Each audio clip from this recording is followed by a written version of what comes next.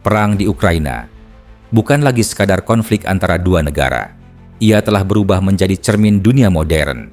Sebuah perang di mana teknologi, kepentingan global, dan nasib warga sipil bertabrakan dalam satu ruang yang sama. Di layar berita, kita melihat peta, garis depan, statistik senjata. Namun di balik itu semua, ada kenyataan yang jauh lebih dalam. Perang ini tidak hanya soal siapa menang, tetapi siapa yang harus hidup dengan akibatnya untuk waktu yang sangat lama.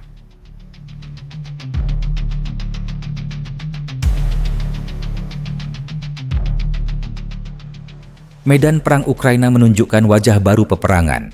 Langit bukan lagi ruang aman. Ia dipenuhi drone, rudal, jelajah, sensor, dan sistem pertahanan udara. Setiap pergerakan terpantau, setiap kesalahan dibayar mahal.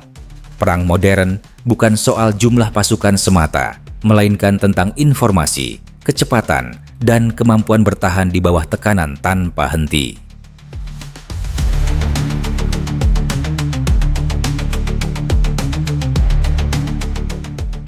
Rusia mengandalkan doktrin pertahanan udara berlapis, bukan untuk melindungi seluruh wilayah, melainkan untuk menjaga apa yang dianggap paling penting, lapisan jarak jauh, melindungi wilayah strategis, lapisan menengah, mengamankan zona operasi militer, dan lapisan jarak dekat menjadi perisai terakhir bagi pasukan darat.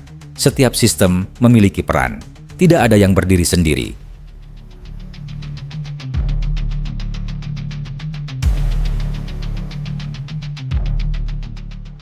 Thor M1 adalah bagian dari lapisan jarak dekat itu. Sistem ini dirancang untuk bereaksi cepat, menembak target kecil, dan melindungi unit bernilai tinggi. Dalam teori, Thor M1 adalah ancaman serius bagi drone dan rudal, namun Ukraina bukan medan tempur biasa.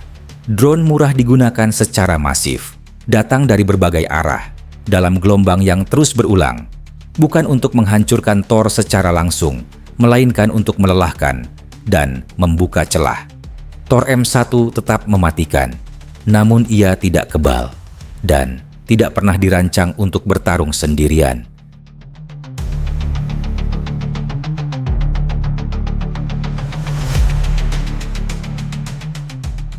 Rusia belajar dari kerugian. Sistem pertahanan udara kini jarang menetap terlalu lama. Mereka berpindah, menggunakan umpan, mengandalkan kamuflase, dan perang elektronik. Electronic warfare menjadi bagian penting. Banyak drone tidak ditembak. Mereka dijatuhkan tanpa ledakan. Ini bukan soal kemenangan besar. Ini soal bertahan hari demi hari.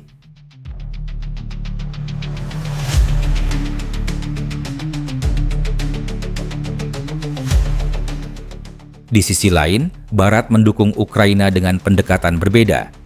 Bukan satu sistem unggulan, melainkan jaringan. Sistem lama berpadu dengan teknologi modern. Radar berbagi data, intelijen mengalir lintas negara. Pendekatan ini efektif, namun tidak sempurna. Jumlah sistem terbatas, wilayah terlalu luas, dan serangan tidak pernah berhenti.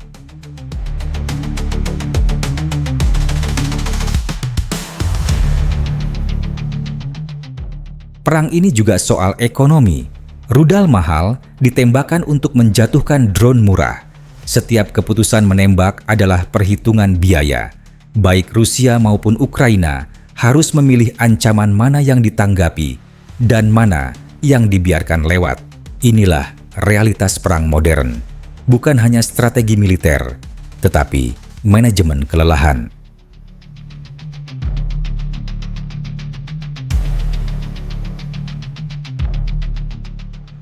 Namun di balik semua perhitungan itu, ada warga sipil. Anak-anak tumbuh dengan suara ledakan. Sekolah berpindah ke ruang bawah tanah. Kehidupan berjalan di antara jeda serangan. Trauma tidak selalu terlihat, namun ia menetap. Perang tidak hanya menghancurkan bangunan, ia membentuk cara manusia berpikir dan merasa aman.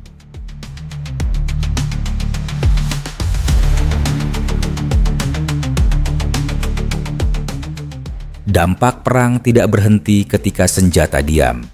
Trauma diwariskan, ketidakpercayaan tumbuh, identitas mengeras, sejarah menunjukkan pola yang sama. Perang menciptakan generasi yang membawa luka tak kasat mata. Bukan karena mereka lemah, tetapi karena lingkungan membentuk mereka.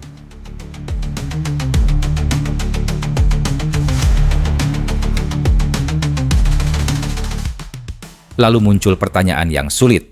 Apakah para elit global merasa bersalah? Sebagian, mungkin iya, sebagai manusia.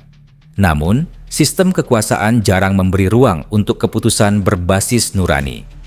Perang dikelola, bukan diselesaikan. Selama konflik dianggap terkendali, selama dampaknya tidak langsung dirasakan, perang bisa terus berlangsung.